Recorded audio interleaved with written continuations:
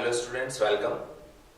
आज का हमारा जो टॉपिक रहेगा वो रहेगा राज्यसभा फंक्शन एंड पावर्स, है ना। तो इसमें पूरा हम राज्यसभा की देखेंगे, डिटेलिंग करेंगे। और पार्लियामेंट का ये हमारा जो है उच्च सदन होता है, तो इसके बारे में सारी इंफॉर्मेशन हम लोग इस वीडियो में डिस्कस करेंगे। तो चलिए शुरू करते हैं, है ना। राज्यसभा फंक्शंस एंड पावर्स, तो इसमें सबसे पहले हम देख लेते हैं राज्यसभा क्या होता है ना। राज्यसभा किसको बोला जाता है? तो राज्यसभा बेसिकली क्या है? राज्यसभा जो है काउंसिल ऑफ स्टेट्स है ना। राज्यों की जो सभा होती है उसको राज्यसभा बोला गया है पार्लियामेंट के अंदर। और इस राज्यसभा के अंदर राज्यों का रिप्रेजेंटेशन होता है, ठीक है। तो हर एक राज्यों से कुछ सीट्स उनको दी जाती हैं और उनके बेस पे राज्यों का जो रिप्रेजेंटेशन है वो पार्लियामेंट के अंदर, राज्यसभा के अंदर होता है। कैसे होता है अभी देखते हैं। इसको अपर हाउस बोला जाता है यूनियन पार्लियामेंट का, है ना। It gives representation to the states, ठीक है। The states do not enjoy an equal representation. Rajya Sabha के अंदर रिप्रेजेंटेशन तो दिया गया है राज्यों को, लेकिन ये जो रिप्रेजेंटेशन है ये अनइक्वल है। अनइक्वल क्यों है? क्योंकि ये जो रिप्रेजेंटेशन दिया गया है ये पॉपुलेशन के बेस पे दिया गया है। These have been given representation on the basis of size of their populations, ठीक है। तो जिस राज्य की ज्यादा पॉपुलेशन है उसको ज्यादा रिप्रेजेंटेशन दिया गया है, जिस राज्य की कम है उसको कम दिया गया है, ठीक है। अब देख लेते हैं स्ट्रेंथ क्या, कंपोजिशन क्या है राज्यसभा की। तो राज्यसभा में मैक्सिमम 250 मेंबर्स हो सकते हैं, जिसमें से 238 मेंबर्स जो हैं वो राज्यों को रिप्रेजेंटेशन दिया गया है। इसमें इलेक्शंस होते हैं और 12 मेंबर्स जो है वो राष्ट्रपति जी के द्वारा नॉमिनेट किए जाते हैं। तो इसके लिए कोई इलेक्शन नहीं होता। तो जहां भी नॉमिनेशन की बात आएगी तो वहां पे इलेक्शन नहीं है, ठीक है। और ऐसे कौन से 12 मेंबर्स होंगे, कौन से पर्सन्स होंगे? Who have achieved distinctions in the field of art, literature, science, social services, ठीक है। और प्रेजेंट की अगर हम बात करें तो राज्यसभा में 245 मेंबर्स हैं, जिसमें से 233 पे इलेक्शन होके वो चुन के आए हैं और 12 जो है राष्ट्रपति जी ने उनको नॉमिनेट किया है, ठीक है। अब देख लेते हैं ये जो 233 पे इलेक्शन होता है इसका मेथड क्या है। Method of election, the member of the Rajya Sabha are elected indirectly by the people. हम लोगों के द्वारा, इंडियन सिटीजन के द्वारा राज्यसभा के जो मेंबर है वो इनडायरेक्टली चुने जाते हैं। इनडायरेक्टली कैसे चुने जाते हैं? क्योंकि इनके लिए हम लोग वोट नहीं करते, हमारे बिहाफ पे विधानसभा के जो विधायक होते हैं उनका वोट काउंट होता है, ठीक है। The people of each state elect the member of their state legislative assembly, elect the member of the Rajya Sabha by a method of proportional representation. हम लोग क्या करते हैं? हम लोग अपने अपनी कॉन्स्टिट्यूएंसी में जो विधानसभा है उसके लिए वोटिंग करते हैं। वहां से एक विधायक चुन के कहां जाएंगे? विधानसभा में जाएंगे पर्टिकुलर राज्य की।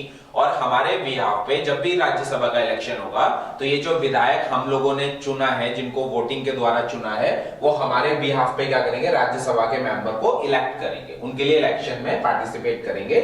और इनका जो वोट होगा, ये जो वोट डालेंगे वो प्रोपोर्शनल रिप्रेजेंटेशन के बेस पे होता है। कैसे होता है? Each state legislative assembly elects as many representatives as have been allocated to it by the constitution. हर एक राज्य के अंदर, जैसे मैंने अभी बताया कि रिप्रेजेंटेशन इक्वल नहीं है, तो कॉन्स्टिट्यूशन में जो कहा गया है, कॉन्स्टिट्यूशन में जो बताया गया कि एक राज्य को कितना रिप्रेजेंटेशन मिलना चाहिए, उसके बेस पे इलेक्शंस होते हैं। जैसे for example Orissa legislative assembly has 147 MLA. Orissa की जो विधानसभा है उसमें 147 एमएलए हैं। और विधानसभा उड़ीसा से कितने सीट्स जो है राज्यसभा में दी गई है उड़ीसा को? who together elect 12 members of the Rajya Sabha. तो ये 147 जो विधायक हैं उड़ीसा के अंदर, ये उड़ीसा से 12 सांसदों को चुन सकते हैं और उनको कहां भेज सकते हैं? राज्यसभा में सेंड कर सकते हैं, ठीक है। नेक्स्ट है क्वालिफिकेशन क्या होनी चाहिए राज्यसभा का मेंबर बनने के लिए। तो क्वालिफिकेशन की अगर हम बात करें तो इसमें पहला है must be a citizen of India, India का सिटीजन होना चाहिए, एज 30 इयर्स होनी चाहिए, ठीक है।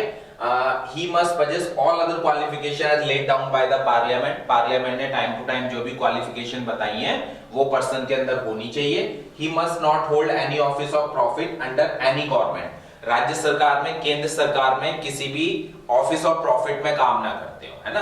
गवर्नमेंट जॉब्स में ना हो, ठीक है। इस गवर्नमेंट के द्वारा अगर उनको किसी ऑफिस के अंदर कुछ चार्ज दिया गया है तो वो सारी चीजें उनको छोड़नी पड़ेगी, मतलब रिजाइन करना पड़ेगा, तब वो राज्यसभा के मेंबर के लिए एलिजिबल हो पाएंगे। इनसेन नहीं होने चाहिए, बैंकरप्ट नहीं होने चाहिए, है ना। और कोई भी जो लॉ पार्लियामेंट ने बनाया उसके द्वारा कभी भी लाइफ में डिस्क्वालिफिकेशन उनको ना मिला हो, ठीक है भाई। भारत में बहुत सारे कानून हैं और उन कानून के दायरे में आते हुए अगर किसी कानून ने उनको डिस्क्वालीफाई किया है इलेक्शन के लिए तो वो इलेक्शन मतलब राज्यसभा के अंदर नहीं जा पाएंगे, ठीक। कोई भी पर्सन किसी भी पार्ट में रह रहा है, contest election to the Rajya Sabha from any state. Tamil Nadu का व्यक्ति है वो गुजरात से राज्यसभा में जा सकता है, गुजरात का व्यक्ति है वो कश्मीर से राज्यसभा में जा सकता है ना। तो यहां पे स्टेट का रिस्ट्रिक्शन नहीं है। टेन्योर की बात करें तो राज्यसभा जो है वो कैसी होती है, क्वाजी परमानेंट हाउस होती है। पहले हम देख लेते हैं परमानेंट हाउस के बारे में बात कर लेते हैं। परमानेंट हाउस का मतलब है कि राज्यसभा कभी भी डिसॉल्व नहीं होती है, ठीक है। It is not subject to dissolution as a whole. 1/3 of its member retire after every 2 years। एक साथ कभी भी डिसॉल्व नहीं होगी, कभी भी भंग नहीं होगी राज्यसभा, है ना। हर 2 साल में इसको इस तरीके से बनाया गया है कि हर 2 साल में इसके जो 1/3 मेंबर्स होते हैं वो क्या होते हैं, रिटायर हो जाते हैं। And election are held only for the vacant seat. और जो इलेक्शन होता है सिर्फ वैकेंट सीट्स के लिए होता है, सभी सीट्स के लिए एक साथ नहीं होता। The tenure of each member of the Rajya Sabha is 6 years, ठीक है। जो भी राज्यसभा के मेंबर हैं उनका कार्यकाल जो होता है 6 साल के लिए होता है। अब मान लीजिए एक मेंबर राज्यसभा के, एक पर्सन राज्यसभा के मेंबर बन गए, 6 साल का उनका कार्यकाल रहेगा, 6 साल के बाद वो रिटायर हो जाएंगे, उनकी सीट वैकेंट हो जाएगी, उनकी सीट पे क्या हो जाएगा, इलेक्शन हो जाएगा, नए मेंबर राज्यसभा में आ जाएंगे। पूरे जो 233 सीट्स के लिए जो इलेक्शन होता है एक साथ कभी भी इलेक्शन नहीं होगा, तो हमेशा राज्यसभा बनी रहती है, वो कभी भी डिसॉल्व नहीं होती है, ठीक है। नाउ सेशंस की बात कर लेते हैं। राज्यसभा के जो सेशंस होते हैं, है ना, वो कैसे होते हैं। तो president convenes the session of the Rajya Sabha usually along with the session of the Lok Sabha. Rajya Sabha के जो सेशन बुलाने का काम है, अधिकार है, वो किसके पास है, वो राष्ट्रपति जी के पास है। तो जैसे वो लोकसभा के सेशन बुलाते हैं वैसे ही राज्यसभा के सेशन को राष्ट्रपति जी बुला सकते हैं। और जनरली दोनों सेशन, चाहे लोकसभा का हो राज्यसभा का, दोनों पैरेलली चलते हैं, ठीक है। लोकसभा और wherever he feels it necessary, तो जब टाइम है तब तो बुलाएंगे, लेकिन कभी बीच में लगता है राष्ट्रपति जी को कि बीच में भी कोई स्पेशल सेशन बुलाना है तो राष्ट्रपति जी सेशन बुला सकते हैं। However, there cannot be a gap of more than 6 months within the 2 sessions of the Rajya Sabha. Rajya Sabha के 2 सेशन के बीच में 6 महीने से ज्यादा का गैप नहीं होना चाहिए। लेकिन अगर President can call a special session of Rajya Sabha for getting approval of an emergency declaration। अगर देश में राष्ट्रपति जी ने इमरजेंसी को डिक्लेयर कर दिया है तो उस केस, और लोकसभा हमारी उस टाइम डिसॉल्व हो रखी है ना, तो उस केस में राज्यसभा का स्पेशल सेशन बुला के वहां पे इमरजेंसी को अप्रूव कराया जा सकता है, ठीक है। Quorum for the meeting of Rajya Sabha. Rajya Sabha में कितने मेंबर प्रेजेंट होने चाहिए ताकि कोरम पूरा हो सके एक दिन में, तो 1/10 मेंबर जो है वो हमेशा ही प्रेजेंट होने चाहिए, ठीक। Now privilege of members. जो राज्यसभा के मेंबर्स हैं उनको क्या क्या प्रिविलेज मिले हैं, तो बहुत सारे प्रिविलेज मिले हैं। They enjoy unrestricted freedom to express their views in the house. अपनी बात रख सकते हैं हाउस के अंदर, उनके अंदर कोई भी उनके अगेंस्ट जनरली एक्शन नहीं होता है। They cannot be arrested for any civil offense during and 40 days before and after the session of Rajya Sabha. Rajya Sabha का जब भी सेशन स्टार्ट हो रहा है उससे 40 दिन पहले, वो सेशन जब खत्म होगा उसके अगले 40 दिन तक उनको सिविल ऑफेंस है अगर उनके अगेंस्ट, तो उनको अरेस्ट नहीं किया जा सकता। ये उनको राज्यसभा के जो सांसद है उनको प्रिविलेज मिला हुआ है, ठीक है। Now chairman and deputy chairman कौन होते हैं। चेयरमैन की अगर हम बात करें तो भारत के जो उपराष्ट्रपति होते हैं, वाइस प्रेसिडेंट ऑफ इंडिया, वो एक्स ऑफिशियो चेयरमैन राज्यसभा के कहलाते हैं। He is not a member of house. वो राज्यसभा के मेंबर नहीं होते, क्यों, क्योंकि वो तो उपराष्ट्रपति हैं। लेकिन उपराष्ट्रपति जो है वो राज्यसभा के क्या होते हैं, चेयरमैन होते हैं, ठीक है। However, he preside over its meeting and conducts the proceeding. During the absence of the vice president, the deputy chairman of the Rajya Sabha presides over the meeting. जिस दिन चेयरमैन एब्सेंट रहेंगे उनकी absence में ये काम कौन करेगा, ये डिप्टी चेयरमैन काम करेंगे। तो राज्यसभा के अंदर चेयरमैन होते हैं और डिप्टी चेयरमैन होते हैं। है ना। पावर और फंक्शन की बात करें राज्यसभा की, तो सबसे पहले देख लेते हैं लेजिस्लेटिव पावर, कानून बनाने की जो पावर है। In law making the Rajya Sabha enjoy equal powers with the Lok Sabha, ठीक है। लोकसभा के बराबर राज्यसभा की पावर है, क्योंकि अगर कोई भी देश में कोई भी बिल लाया गया है, प्रस्ताव लाया गया है पार्लियामेंट के अंदर और उसको कानून बनाना है, तो वो जैसे लोकसभा से पास होगा वैसे ही उसको राज्यसभा से भी पास करवाना पड़ेगा। तो कानून बनाने के लिए राज्यसभा की भी मंजूरी लेना जरूरी है, ठीक है। नेक्स्ट पावर देखते हैं फाइनेंशियल पावर। फाइनेंशियल पावर की अगर हम बात करते हैं, देखिए ये इंपॉर्टेंट है, एग्जाम पॉइंट ऑफ व्यू से भी इंपॉर्टेंट है, और यहाँ पे आपको लोकसभा और राज्यसभा की पावर में डिफरेंस भी पता लग जाएगा। क्या डिफरेंस है? फाइनेंशियल पावर की अगर हम बात करते हैं तो राज्यसभा जो है वो वीक हाउस है। वीक हाउस का क्या मतलब हो गया? वीक हाउस का मतलब हो गया कि फाइनेंशियल जो पावर है वो राज्यसभा के पास कम है, लोकसभा के पास ज्यादा है। जैसे एक डिफरेंस देख लेते हैं, क्या डिफरेंस है?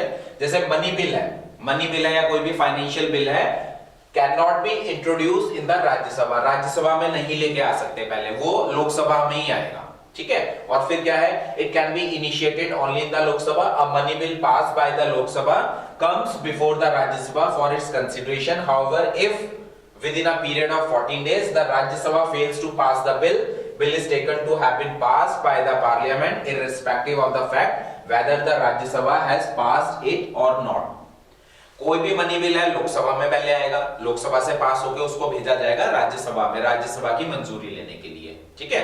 लेकिन फाइनेंशियल बिल जब भेजा जाएगा तो सिर्फ राज्यसभा को 14 डेज का टाइम दिया जा रहा है। अगर राज्यसभा ने 14 डेज में उसको पास कर दिया तो ठीक है, अगर नहीं किया तो लोकसभा उसको पास हुआ मान लेता है और सीधा राष्ट्रपति जी के पास सिग्नेचर के लिए भेज दिया जाता है ना। तो यहाँ पे पावर क्या हो गई? पावर वीक हो गई। एग्जीक्यूटिव पावर की बात अगर हम करें तो union council minister is responsible before the Lok Sabha and the Rajya Sabha.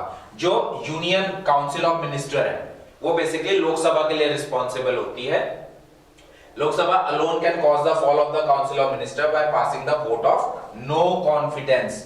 अगर गवर्नमेंट को हटाना है ना, या जो हमारा यूनियन काउंसिल ऑफ मिनिस्टर है उनको हटाना है, तो लोकसभा के अंदर क्या है? अविश्वास प्रस्ताव लाया जाता है, वोट ऑफ नो कॉन्फिडेंस, है ना। और यहां पे अगर लोकसभा में ये प्रस्ताव पारित हो गया तो सरकार जो है वो गिर जाती है, यूनियन ऑफ काउंसिल जो है उनको रेजिग्नेशन देना पड़ता है, ठीक। तो यहां पे भी ये वीक है एग्जीक्यूटिव पावर की बात करें, क्योंकि लोकसभा में प्रस्ताव लाया जा रहा है, राज्यसभा से कोई मतलब ही नहीं है, ठीक है।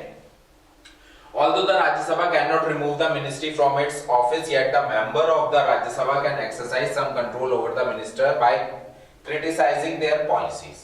तो सीधा सा यहाँ पे ये बताया गया है कि अगर सरकार को हटाना है, अविश्वास प्रस्ताव लाना है, तो वो लोकसभा में लाया जाएगा, राज्यसभा में नहीं ला सकते। तो एग्जीक्यूटिव पावर में भी राज्यसभा क्या हो गई? वीक हाउस हो गया, ठीक है। नेक्स्ट है हमारा अमेंडमेंट पावर। अमेंडमेंट पावर मतलब कॉन्स्टिट्यूशन में चेंज करने की पावर जो है लोकसभा राज्यसभा दोनों में सेम है, तो इक्वल पावर है। इलेक्टोरल पावर्स की बात करें, राज्यसभा है सम इलेक्टोरल पावर्स आल्सो। क्या क्या पावर्स है? The elected member of the Rajya Sabha along with the elected member of Lok Sabha and the state legislative assembly together elect the president of India. Rajya Sabha के जो मेंबर हैं वो राष्ट्रपति के इलेक्शन में पार्टिसिपेट करते हैं, साथ में उपराष्ट्रपति के इलेक्शन में पार्टिसिपेट करते हैं। जुडिशियल पावर्स की बात करें, Rajya Sabha acting along with the Lok Sabha can impeach the president on charges of violation of the constitution. Impeachment का मतलब क्या होता है? इम्पीचमेंट ऑफ द प्रेसिडेंट या इम्पीच ऑफ द प्रेसिडेंट का मतलब है राष्ट्रपति जी को उनकी पोस्ट से बीच में हटाना। किस कंडीशन में हटा सकते हैं? अगर राष्ट्रपति जी के ऊपर कॉन्स्टिट्यूशन का वायलेशन का चार्ज है कि राष्ट्रपति जी जो है कॉन्स्टिट्यूशन के अनुरूप काम नहीं कर रहे हैं, तो लोकसभा राज्यसभा में प्रस्ताव लाके राष्ट्रपति जी को बीच में हटाया जा सकता है ना। ऐसे ही वाइस प्रेसिडेंट के अगेंस्ट जो चार्जेस होते हैं वो राज्यसभा में ही लेवल किए जाते हैं, वहां पे उनकी एक तरीके से सुनवाई होती है, क्योंकि ये राज्यसभा के क्या होते हैं? वाइस प्रेसिडेंट चेयरमैन होते हैं, ठीक है। Rajya Sabha can also pass a special address for causing the removal of जज of the supreme court of any high court. Supreme court के जजेस हो गए या हाई कोर्ट के जजेस हो गए, उनका रिमूवल भी राज्यसभा लोकसभा में प्रस्ताव लाके पास करके उनको रिमूव किया जा सकता है। तो यहां पे भी राज्यसभा की जो पावर है वो लोकसभा के इक्विवेलेंट है। ठीक है, ऐसे ही राज्यसभा में प्रस्ताव लाके कई जो गवर्नमेंट के और बड़े ऑफिसर्स हैं उनको पोस्ट से हटाया जा सकता है, like attorney general of India, controller and auditor general and chief election commissioners. ठीक है, नाउ मिसलेनियस पावर देख लेते हैं राज्यसभा की। राज्यसभा की कुछ मिसलेनियस पावर क्या क्या है। पहला है approval of the ordinance issued by the president. राष्ट्रपति जी के द्वारा जो भी ऑर्डिनेंस इशू किए जाते हैं उनका अप्रूवल राज्यसभा के द्वारा भी किया जाता है। Ratification of an emergency proclamation. राष्ट्रपति जी ने जो इमरजेंसी लगाई है उसको हटाने की जो प्रक्रिया है उसमें राज्यसभा का भी इंपॉर्टेंट रोल है ना। राज्यसभा में भी प्रस्ताव पारित करके इमरजेंसी को हटाया जा सकता है। Then making any change in the jurisdiction of the Supreme Court and the High Court. Supreme court और हाई कोर्ट के अधिकार क्षेत्र में उनको और अधिकार देने हैं या कुछ अधिकार कम करने हैं, उसमें अगर कुछ चेंजेस करने हैं, जुरिडिक्शन में चेंज करना है, तो लोकसभा के बराबर पावर जो है राज्यसभा के पास है। मतलब दोनों में हमें क्या करना पड़ेगा, प्रस्ताव को पारित करवाना पड़ेगा। Then making any changes in the qualification for the members of the Lok Sabha and the Rajya Sabha. Rajya Sabha और लोकसभा के जो भी मेंबर्स हैं उनके क्वालिफिकेशन में अगर कोई चेंज करना है, कुछ कम करना है, कुछ ज्यादा करना है, ताकि वो एलिजिबल हो सके लोकसभा या राज्यसभा के लिए, है ना। तो उस केस में भी आपका राज्यसभा हो गया या आपका लोकसभा हो गया, दोनों की पावर सेम है। दोनों से प्रस्ताव पारित करके हम क्या कर सकते हैं, मेंबर्स जो सांसद हैं उनकी क्वालिफिकेशन, एलिजिबिलिटी क्राइटेरिया जो है उसमें चेंज कर सकते हैं, है ना। तो आज के वीडियो में हमने समझा कि राज्यसभा क्या है, राज्यसभा के पास राज्यसभा का किस तरीके से कंपोजिशन है, क्या पावर्स है, क्या फंक्शन है। नेक्स्ट लेक्चर में हम क्या पढ़ेंगे, लोकसभा। ठीक है।